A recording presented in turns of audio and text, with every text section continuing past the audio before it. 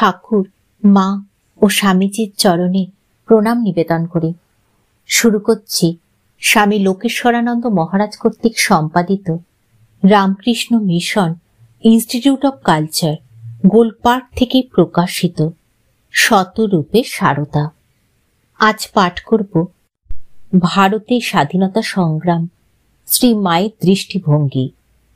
লিখেছেন জীবন মুখোপাধ্যায় মহাশয়, অধ্যাপক, ইতিহাস বিভাগ, বিদ্যাসাগর কলেজ, কলকাতা।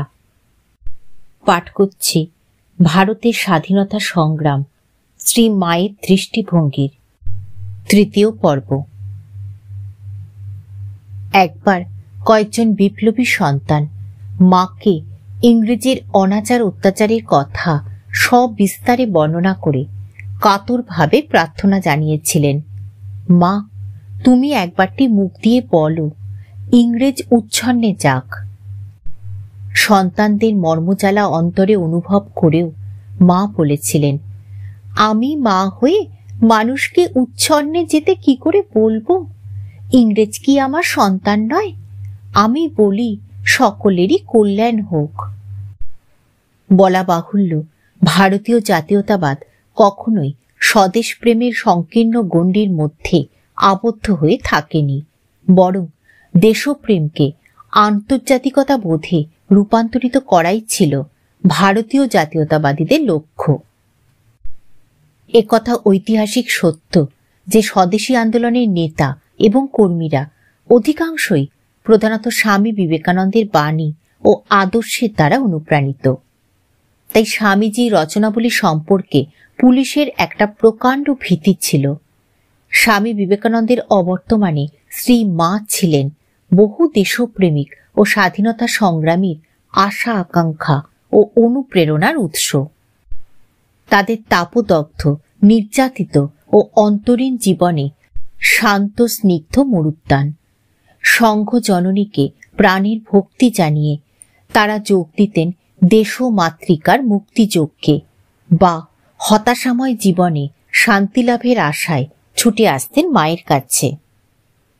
বঙ্গভঙ্গ আন্দোলনের সূচনায় ১৩১৩ বঙ্গাব্দে ১০ই চৈত্র জাতীয়তাবাদী সন্ন্যাসী ব্রহ্মবান্ধব উপাধ্যায় স্বরাজ পত্রিকায় লেখেন, যদি তোমার ভাগ্য সুপ্রসন্ন হইয়া থাকে তো একদিন সেই রামকৃষ্ণ পূজিত লক্ষ্মীর চরণ প্রান্তে গিয়া বসিও, আর তাহার প্রসাদ কৌমুদীতে বিধৌত হইয়া রামকৃষ্ণ শশী সুধা পান করিও, তোমার সকল পিপাসা মিটিয়া যাইবে।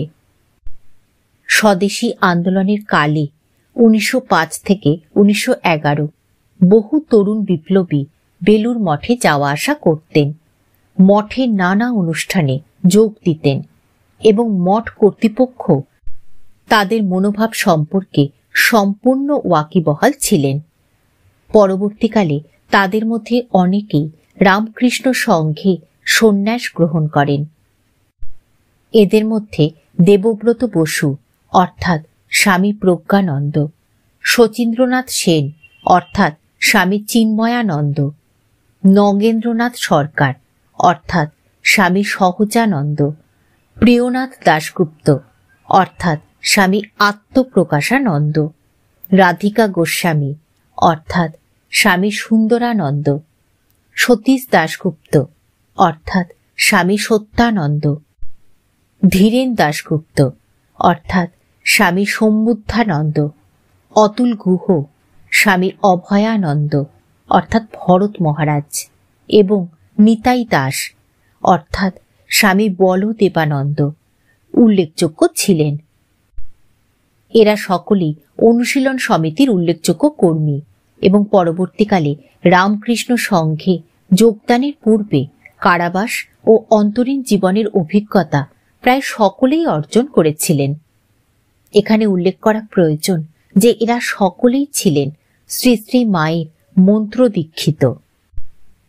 ১৯০৮ খ্রিস্টাব্দে ২রা মে রাষ্ট্রদ্রোহিতা ও সন্ত্রাসবাদের অভিযোগে বঙ্গীয় বিপ্লববাদের প্রধান পুরোহিত অরবিন্দ ঘোষ ও তার অনুচরেরা বন্দী হন এবং শুরু হয় বিখ্যাত আলিপুর বোমার মামলা। অরবিন্দ পত্নী মৃণালিনী দেবী বলছেন, তখন স্পষ্ট আমার প্রতীয়মান হইল যে তাহার সঙ্গচ্ছিন্ন আমার জীবনে মৃত্যুই একমাত্র পথ। কিন্তু তবুও আমার মৃত্যু বরণ হইল না। এ সময় অরবিন্দের ঘনিষ্ঠ সহকর্মী বিপ্লবী দেবব্রত বসুর ভগ্নী সুধীরা মৃণালিনী দেবীকে বাগবাজারে শ্রী মায়ের কাছে নিয়ে যান এবং তার মানসিক শান্তির জন্য প্রার্থনা জানান। সব শুনে মা বলেন, চঞ্চল হইও না মা, চাঞ্চল্যে কিছুই লাভ নাই। তোমার স্বামী শ্রী ভগবানের পূর্ণ আশ্রিত পুরুষ। ঠাকুরের আশীর্বাদে তিনি অতি সত্বর নিষ্পাপ প্রমাণে মুক্ত হইয়া আসিবেন। মানসিক শান্তির জন্য তিনি মৃণালিনীকে সবসময় ঠাকুরের বই অর্থাৎ কথামৃত পড়তে বলেন। বলা বাহুল্য, মৃণালিনী মধ্যাহ্নে কথামৃত বা অন্য কোনো ধর্ম পুস্তক পাঠ করতেন। শ্রী মা মৃণালিনীকে বিশেষ স্নেহ করতেন এবং তাকে বৌমা বলে ডাকতেন। মৃণালিনী ভগ্নী শৈবলিনী মিত্র লিখছেন, বৌমা বলবার কারণ আমার সঠিক জানা নেই, তবে যতদূর মনে হয় শ্রী অরবিন্দকে সন্তানতুল্য মনে করতেন বলে বরদিকে বৌমা বলতেন।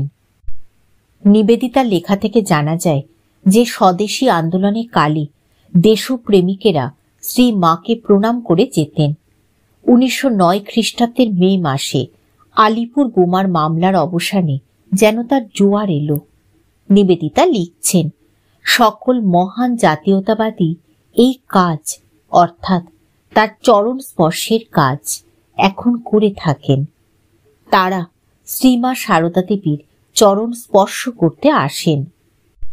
আর স্বামী শারদানন্দ কোনো কারণেই কাউকে ফিরিয়ে দেন না। 1909 খ্রিস্টাব্দের 22 জুলাই ও 11 আগস্ট লেখা দুটি চিঠিতে নিবেদিতা লিখছেন, সব দলগুলি ঐক্যবদ্ধ হয়ে বলছে রামকৃষ্ণ ও বিবেকানন্দের কাছ থেকে নতুন প্রেরণা আসছে। কারাগার থেকে মুক্তিলাভ করে দলে দলে সকলে শ্রী মাকে প্রণাম করে যাচ্ছে। শ্রীমা বলছেন, ছেলেরা কি নির্ভীক? দেশের মধ্যে কি পরিবর্তন এসেছে? সকলেই বলছে তারা স্বামীজির শিষ্য।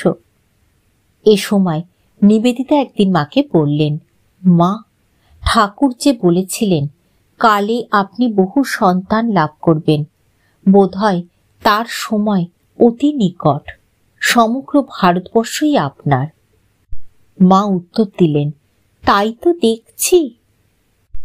বিপ্লবী ও মায়ের শিষ্য রামচন্দ্র মজুমদারের সঙ্গে মাকে দেখতে এলেন মানিকতলা বোমার মামলার অন্যতম আসামি 16-17 বছরের তরুণ খুলনার বিজয় কুমার নাগ। মা ঘোমটা দিয়ে আছেন দেখে বিপ্লবী বিজয় কুমার বললেন, আমি তোমাকে দেখতে এলুম, তুমি যে মুখ ঢাকা দিয়ে রইলে। মা মুখের কাপড় সরিয়ে দিয়ে 2 হাতে তার চিবুক ধরে আদর করলেন। রামচন্দ্র মজুমদারের সঙ্গে সস্ত্রীক অরবিন্দ ঘোষ মাকে দর্শন করে গেলেন। অরবিন্দকে দেখে শ্রীমা বললেন, এইটুকু মানুষ, একেই গভর্নমেন্টের এত ভয়? অরবিন্দকে লক্ষ্য করে মা বলেছিলেন, আমার বীর ছেলে। অরবিন্দের পণ্ডিচেরি গমনের পর মৃণালিনী গভীরভাবে মাকে আঁকড়ে ধরেন। মা তাকে অত্যন্ত স্নেহ করতেন এবং প্রশংসা করে বলতেন, অরবিন্দের স্ত্রী মৃণালিনী বেশ মেয়েটি, সরল। তার বোন সরোজিনী একটু চালাক। বিপ্লব কর্মে অগ্রজ অরবিন্দকে সরোজিনী নানাভাবে সাহায্য করেছিলেন এবং আলিপুর বোমার মামলা শুরু হলে মামলা চালানোর জন্য সরোজিনী সংবাদপত্র মারফত দেশবাসীর কাছে অর্থ সাহায্যের আবেদন জানান।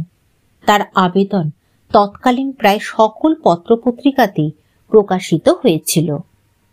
যাই হোক, শ্রী মায়ের কাছে মৃণালিনীর দীক্ষা সম্পর্কে পণ্ডিচেরিতে শ্রী অরবিন্দ বলেন, I was glad to know that she had found so great a spiritual refuge. 1909 খ্রিস্টাব্দে মানিকতলা বোমার মামলায় মুক্তিপ্রাপ্ত দুই বিপ্লবী দেবব্রত বসু ও শচীন্দ্রনাথ সেন রামকৃষ্ণ মঠে আশ্রয় লাভ করেন শ্রী মায়ের অনুমোদনে।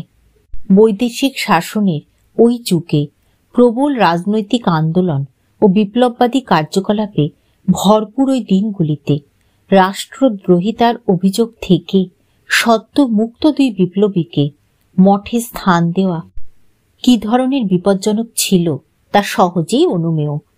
এজন্য মঠ কর্তৃপক্ষকে নানা অসুবিধার সম্মুখীন হতে হয়েছিল। একমাত্র মায়ের স্নেহ ও সহানুভূতির ফলেই নিজ অস্তিত্ব বিপন্ন করে মঠ কর্তৃপক্ষ আদি যুগের দুই বিপ্লবীকে আশ্রয় দিয়েছিলেন। কিন্তু আজীবন তাদের উপর পুলিশের দৃষ্টি ছিল। পুলিশের কড়া নজরে উত্ত্যক্ত হয়ে স্বামী চিন্ময়ানন্দ এ ব্যাপারে মায়ের কাছে প্রতিকার প্রার্থী হলে মা বলেন, ঝড়ের এঁটো পাত হয়ে থাকো, তোমার অস্তিত্ব থাকবে, ব্যক্তিত্ব থাকবে না, তাহলে তোমার সব জ্বালা যাবে। এ সম্পর্কে স্বামী চিন্ময়ানন্দ পরে বলতেন, পুলিশ পূর্ববৎ পীড়া দিতে থাকলেও একেবারে উদাসীন ভাব এসে গেল। তাদের কোনো ব্যবহারই মনে রেখাপাত করত না। তাদের সব কথা, সব কাজ দেখছি শুনছি বটে, কিন্তু কোনো প্রতিক্রিয়া নাই। একবার সরকারের নির্দেশে রাজনৈতিক কারণে দেবব্রত বসু ও শচীন্দ্রনাথ সেনকে কিছুদিন অন্যত্র থাকতে হয়েছিল। এ সম্পর্কে কথা প্রসঙ্গে ভক্তদের কাছে মা বলেন, আহা মা, দেবব্রতটি আজ চলে গেল, কোম্পানি ওরা থাকাতে আপত্তি তুলেছে, সেই জন্য রাখাল সরে যেতে বললে। জানিস তো বাপু, তার কোনো দোষ নেই, তবু একটা ফেউ লেগে থাকবে। আহা, বাছারা খেয়ে গেল না। এ সময় দেবব্রত ভগিনী সুধীরা জানালেন যে দেবব্রত মহারাজ যেখানে যান সেখানেই পুলিশ তাদের খোঁজ নেয়। এজন্য তিনি বলেন, আমার শ্বশুরবাড়ির লোক এসেছে, যাই দেখা করে আসি। মায়ের মন্তব্য, শ্বশুরবাড়ির লোকই বটে মা, কবে স্বদেশীর হাঙ্গামে ধরেছিল, এখনো তার খোঁজ রাখে। 1911 খ্রিস্টাব্দের 12 ডিসেম্বর সরকারি ঘোষণা বলে বঙ্গভঙ্গ রদ করা হলো এবং ভারতের রাজধানী কলকাতা থেকে দিল্লিতে স্থানান্তরিত করার সিদ্ধান্ত ঘোষিত হল। 1912 খ্রিস্টাব্দের 13 ডিসেম্বর বড়লাট লর্ড হার্ডিঞ্জ বিরাট শোভাযাত্রা করে যখন সস্ত্রীক রাজধানীতে প্রবেশ করছেন, তখন বিপ্লবী নায়ক রাসবিহারী বসুর নির্দেশে বসন্ত বিশ্বাস তাকে লক্ষ্য করে বোমা ছোড়েন। প্রাণে বেঁচে গেল বড়লাট সাংঘাতিকভাবে জখম হন। শ্রীমা তখন কাশীতে ছিলেন, সঙ্গে ছিলেন প্রাক্তন বিপ্লবী দেবব্রত মহারাজ। খবর এলো পূর্বে বোমার মামলার সঙ্গে সংশ্লিষ্ট ব্যক্তিদের পুলিশ খুঁজছে। দেবব্রত মহারাজেরও অনুসন্ধান চলছে। উপস্থিত সন্ন্যাসীরা তাকে অন্যত্র সরে যেতে বললে নির্ভীক মা বললেন, কি হয়েছে? ও তো এখন কিছু করে না, এরা সব ভয় পাচ্ছে কেন? 1918 খ্রিস্টাব্দের এপ্রিল মাসে দেহত্যাগ করলেন স্বামী প্রজ্ঞানন্দ। মা সেদিন অঝরে কেঁদেছিলেন। তিনি মায়ের দৃষ্টিতে ছিলেন যোগী পুরুষ। নির্যাতিত কারাজীবনের ফলশ্রুতি স্বরূপ অকালে ক্ষয় রোগে আক্রান্ত হয়ে ওই বছর 19 জুলাই বাগবাজারে মায়ের বাড়িতে দেহত্যাগ করলেন স্বামী চিন্ময়ানন্দ। মৃত্যুকালে গর্ভধারিণী উপস্থিত থাকা সত্ত্বেও সংঘ জননী, ধর্ম জননীর রাতুল চরণ স্পর্শের জন্য অধীর হয়ে উঠেছিলেন তিনি। শ্রী মায়ের চরণ স্পর্শ করার পর রোগ পাণ্ডুর মুখে দিব্য হাসি নিয়ে তিনি নিত্য ধামে যাত্রা করেন। শ্রী শ্রী মায়ের মতে তিনি ছিলেন ভাগ্যবান। স্বামী প্রজ্ঞানন্দের ভগিনী নিবেদিতা বিদ্যালয়ের শিক্ষয়িত্রী ভগিনী সুধীরাও ছিলেন মায়ের বিশেষ স্নেহধন্যা ও মন্ত্র শিষ্যা। 1904 খ্রিস্টাব্দে দেবব্রত বসু বিপ্লববাদ প্রচারের উদ্দেশ্যে কটক ও পুরী ভ্রমণ করলে সুধীরাও তার সঙ্গে যান। বিপ্লবী ভূপেন্দ্রনাথ দত্তের মতে সুধীরাও বৈপ্লবিক কার্যে অনুরাগী ছিলেন। অনেক সময় তিনি আমাদের সাহায্য করতেন। অনুশীলন সমিতির প্রিয়নাথ দাশগুপ্ত পরবর্তীকালে স্বামী আত্মপ্রকাশানন্দ 1912 খ্রিস্টাব্দে উদ্বোধনে আশ্রয় লাভ করেন। হঠাৎ পুলিশের নজরে পড়ে যাওয়ার জন্য তাকে 1.5 বছর উদ্বোধন ছেড়ে অন্যত্র থাকতে হয়। তিনি লিখছেন যে বিদায়কালে মা যেন আমার দুঃখে অভিভূতা হইয়া গেলেন এবং অসীম স্নেহ করুণা দিয়া আমাকেও অভিভূত করিয়া ফেলিলেন। আমাকে বারবার অভয়বাণী শুনাইতে লাগিলেন, ভয় করো না, ঠাকুর সব ঠিক করে দেবেন। স্বামী আত্মপ্রকাশানন্দ মায়ের দীক্ষিত ছিলেন। ঠাকুর, মা ও স্বামীজির চরণে প্রণাম নিবেদন করে শেষ করছি আজকের পাঠ। ভারতের স্বাধীনতা সংগ্রাম শ্রী মায়ের দৃষ্টিভঙ্গির 3য় পর্ব।